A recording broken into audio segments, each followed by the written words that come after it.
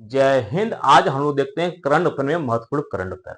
ठीक है, देखिए यहाँ पहला क्वेश्चन बहुत ही इंपॉर्टेंट है। ये सुप्रीम कोर्ट ने बैलेट पेपर, ईवीएम और वीवीपैट स्लिप मामलों की सुनवाई के दौरान क्या फैसला दिया। देखिए एक तो केस गया तो इसको सुप्रीम कोर्ट ने खारिज कर दिया। उसने डिमांड था कि जो 100% वीवीपैट से मिलान किया जाए। ठीक, लेकिन इसके अलावा कुछ और फैसले दिए हैं। इसमें चार ऑप्शन कौन सा है। ठीक है, तो क्या बैलेट पेपर क्या होता है। ठीक, ईवीएम, ईवीएम का फुल फॉर्म होता है इलेक्ट्रॉनिक वोटिंग मशीन। वीवीपैट का फुल फॉर्म होता है voter variable paper audit trail. Slip की मामलों की सुनवाई करते हुए क्या फैसला आया। चार ऑप्शन है। राजनीतिक पार्टी और प्रत्याशी ईवीएम जांच करा सकते हैं, राजनीतिक पार्टी और प्रत्याशी ईवीएम की जांच नहीं करा सकते हैं, 100% वीवीपैट से मिलान और बैलेट पेपर से सुनवाई, ये चुनाव। ठीक, चार ऑप्शन कौन सा है, तो आपका ऑप्शन नंबर फर्स्ट सही है। ठीक है, लेकिन इसके बारे में जान लेते हैं। देखिए मामला गया था सुप्रीम कोर्ट। सुप्रीम कोर्ट में गया था, तो सुप्रीम कोर्ट में दो जजों की बेंच में गया था। एक थे जस्टिस दीपांकर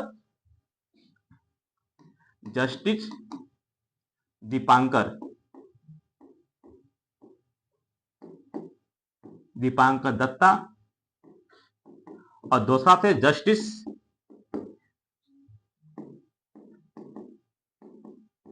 संजीव खन्ना की बेंच में गया था। और इन्हीं के द्वारा फैसला दिया गया है कि जो ईवीएम जो वोटिंग मशीन हो रहा है उसके लिए आपको एक सुविधा प्रोवाइड की है कि राजनीतिक पार्टियां जो है या प्रत्याशी ईवीएम की जांच करा सकते हैं, लेकिन उसके लिए कुछ कंडीशन भी दिए हैं। ठीक है, अब देखिए जो आपका एक कौन सा चुनाव हो रहा है, तो 18वीं लोकसभा का चुनाव हो रहा है। ठीक है, इसमें इलेक्शन कमीशन ऑफ इंडिया कौन है, ईसीआई कौन है, तो इनका नाम है राजीव कुमार। इसमें वर्तमान में क्या है, इलेक्शन कमीशन के हेड है। ठीक, अब देखिए इसके बारे में देख सकते हैं। देखिए इसमें कुछ जो राजनीतिक पार्टी जो बारे में दिए गए हैं, ठीक, कुछ महत्वपूर्ण बातें हैं। देखिए यहाँ पर वोटर के कुछ दिया है।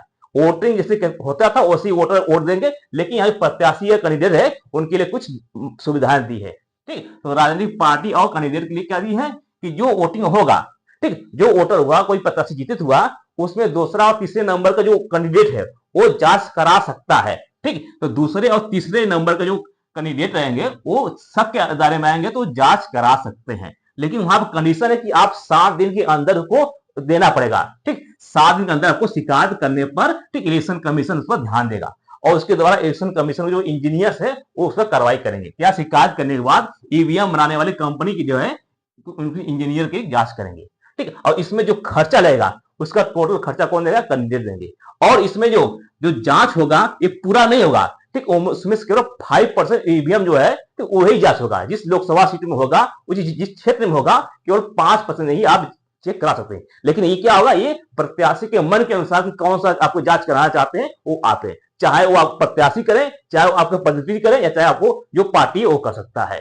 ठीक है, क्या किसी भी लोकसभा क्षेत्र में शामिल मिला क्षेत्र में टोटल ईवीएम का 5% ही जांच करा सकते हैं। ठीक, और 5% जो ईवीएम होगा, ठीक, इसकी शिकायत करने वाले प्रत्याशी या उसकी प्रतिनिधि या उसके पार्टी के लोग जांच करा सकते हैं। और इसकी जो खर्च होगा, इस खर्च को कौन उठाएगा, वो जो कैंडिडेट वही उठाएंगे। अगर मामला सही पाया जाता है तो उनके जो पैसा है वो वापस कर दिया जाएगा। इसके साथ साथ सुप्रीम कोर्ट ने कुछ गाइडलाइन किसको भी दिए, इलेक्शन कमीशन को भी दिए, यानी जो चुनाव आयोग उसको भी दिए। ठीक, देखिए ये क्या ईवीएम होता है। ठीक, ठीक, इलेक्ट्रॉनिक वोटिंग मशीन होता है, ये होता है वीवीपैट। ठीक, voter variable paper audit trail. ठीक, देखिए यहां से कोई भी कैंडिडेट जाता है, यहां से बटन दबाता है तो यहां से पर्ची जनरेट होता है। क्या पर्ची, जो कि इसी में करकर इसी में अंदर चला जाता है, फिर वहां से बैठकर यहाँ पर कंट्रोल यूनिट में जाकर सेव हो जाता है।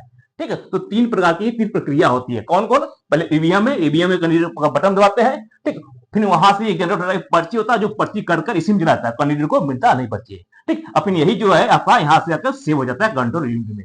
जैसे जो काउंटिंग होता है यहां से मशीन द्वारा काउंटिंग होता है। ठीक है,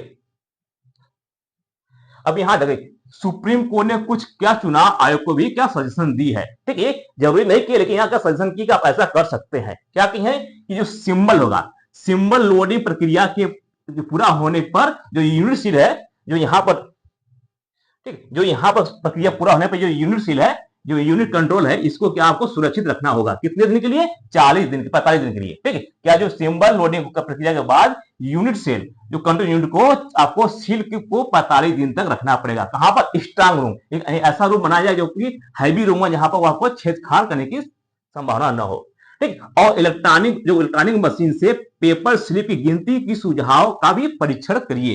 यानी जो यहाँ पर पर्ची है, जो यहाँ पर अभी तो क्या था, सिर्फ एक काउंटर था, लेकिन यहाँ पर सुझाव दिया कि आप इसको और दोनों को मिलान करने का प्रयास करिए, लेकिन ये आदेश नहीं है। लेकिन यहाँ पर मान करके किए थे कि वीवीपैट और ईवीएम का मिलान करें, लेकिन यहाँ सुप्रीम कोर्ट ने कहा कि ये जरूरी नहीं है, लेकिन आप सुप्रीम जो ईवीएम जो आपका इलेक्शन कमीशन है वो आपका प्रयास करे कि क्या काउंटिंग हो सकता है कि नहीं, लेकिन ये जरूरी नहीं है।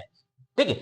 अब तीसरा दिया कि यह भी देखिए कि जो चुनाव का निशान होता है, जो सिंबल मिलता है, उसको क्या हर पार्टी एक बार कोड के रूप में यूज कर सकती है। यानी निशान जो है हर पार्टी बार कोड क्या निकाल सकती है।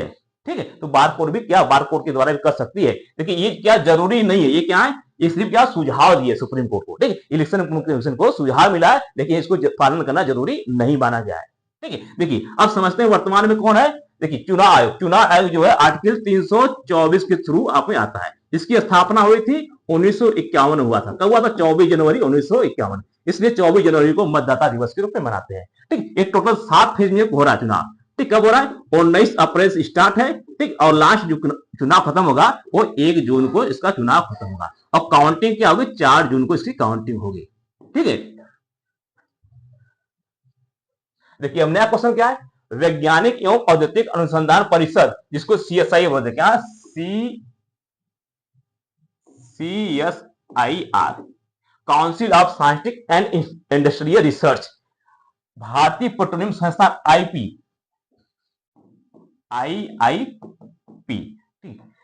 का 65वां स्थापना दिवस कहां मनाएगा? देखिए इसकी एक स्थापना CSIR, तो हम पहले CSIR का स्थापना 1942 में हुआ था। क्या CSIR की स्थापना जो हुई थी 1942 में हुई थी। इसकी फुल फॉर्म में क्या होता है? Council of scientist and industrial research. ठीक है। तो CSIR क्या करता है? ये जो है अब टेक्नोलॉजी में रिसर्च करता है, लेकिन इसी के द्वारा एक और स्थापना की गई, इसी के द्वारा CSIR, ठीक, IIP, ठीक, इसका फुल फॉर्म क्या होता है? इंडियन इंडस्ट्रियल पेट्रोलियम, यानी भारतीय पेट्रोलियम संस्थान। इसकी स्थापना हुई थी आपका 1960 में हुई थी। ठीक, 1960 में इसकी स्थापना हुई थी। ठीक, इसी का शाखा क्या है? ये इसी का शाखा है। ठीक है। तो इसके द्वारा CSIR IIP के द्वारा स्थापना कहां पर की गई, जो मनाया गया कहां पर है? तो देहरादून, जो देहरादून है। ठीक, नई दिल्ली, देहरादून, कोलकाता, मुंबई। ठीक है। यहाँ पर कहा देहरादून में मनाया गया। ठीक, इसमें मुख्य बातें क्या रखी गई? तो इसमें मुख्य बात यह रखी गई है कि जो इसमें रिसर्च को बढ़ावा दिया जाए। ठीक, क्या है? रिसर्च को बढ़ावा दिया है और स्वच्छ एंड कार्बन मुक्त बनाया जाए। स्वच्छ, कार्बन एवं हाइड्रोजन को बढ़ावा दिया जाए। ठीक है। इसकी स्थापना कब हुई थी? तो इसकी स्थापना 1960 में हुई थी। ठीक है।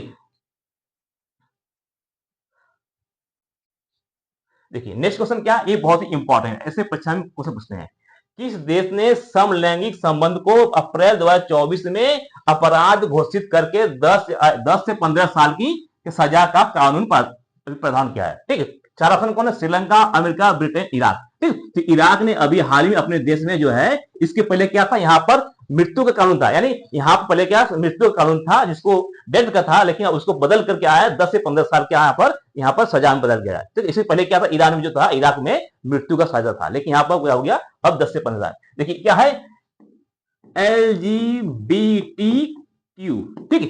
देखिए LGBTQ, lesbian, gay, boy, transgender and queer. ठीक है। तो ले यानी गर्ल्स, बॉय, बाइसेक्सुअल और ट्रांसजेंडर की बात करता है। ठीक है। इसको बोलते हैं समलैंगिक। ठीक, यहाँ पर समलैंगिक संबंध बोलते हैं, यानी गर्ल्स से शादी कर ले, बॉय शादी कर ले, उसको बोलते हैं समलैंगिक। ठीक है, समलैंगिक। देखिए अब यहाँ पे क्या है, कुछ ऐसे देश हैं जहां पर समलैंगिक विवाह करने पर आपको मौत की सजा सुनाई जाती है। ठीक, और कुछ ऐसे देश हैं जहां पर कि समलैंगिक विवाह को मान्यता दी गई है। तो ये जो देश है जो समलैंगिक विवाह की मान्यता देते हैं, ये देश है। ठीक है, इसको बोलते हैं LGBTQ। देखिए सिंबल जो यही है, जिस प्रकार हर देश का झंडा होता है, LGBTQ का ये क्या झंडा है। ठीक, क्या है आपका 7 कलर है। ठीक, ये भी क्या आपका LGBTQ का सिंबल, ये भी LGBTQ का सिंबल है। ठीक, तो इन देशों में क्या है, एलजीबीटी को सम्मान दे देती है। यानी यहाँ पर जो है गर्ल्स गर्ल्स से शादी कर सकता है, बॉय बॉय से शादी कर सकता है, ठीक, इसी को लिए एलजीबीटी क्यू कहा जाता है, एलजीबीटी क्यू। ठीक है, जैसे अमेरिका हो गया, ब्रिटेन हो गया, कनाडा हो गया, ऑस्ट्रेलिया हो गया, ब्राजील, क्यूबा, अर्जेंटीना, डेनमार्क, ठीक है, फिनलैंड, फ्रांस, जर्मनी, माल्टा हो गया, न्यूजीलैंड, दक्षिण अफ्रीका और स्वीडन। यहाँ पर क्या है, एलजीबीटी को जो क्या है कानूनी रूप से मान्यता प्राप्त है। तो कुछ ऐसे देश हैं जहां पर कानूनी रूप से मान्यता प्राप्त नहीं है, यानी वहां पर न तो कानून बना, न तो कोई कोई सजा का प्रावधान है, जैसे इंडिया हो गया, चाइना हो गया, बांग्लादेश हो गया, ठीक है, नेपाल, ठीक है, श्रीलंका हो गया। यहाँ पर क्या है, न तो कोई प्रावधान है, न ही यहाँ पर मान्यता दी गई है, ठीक, सजा का, दोनों। तो ऐसे देश है। और ऐसे कौन सा देश है जहां पर आपको सजा की दे प्रावधान है, ठीक है, तो किन देशों में मौत की सजा, यानी समलैंगिक विवाह करेंगे तो वहां पर मौत की सजा है। ठीक, कौन कौन है, पाकिस्तान में ऐसा करते हैं आपको तो आपको मौत की सजा है। ईरान हो गया, ठीक है, युगांडा, सऊदी अरब, यहां पर क्या सऊदी अरब है, सऊदी अरब, एक टाइपिंग मिस्टेक हो गया, ठीक, यमन हो गया, ठीक, सोमालिया हो गया। तो ये ऐसे जैसे जहां पर अगर आप इसे करते हैं तो आपको मौत की सजा सुनाई जाती है। ठीक, आई होप कि आपको अच्छे से समझ आ गया। मिलते हैं नेक्स्ट वीडियो में। जय हिंद।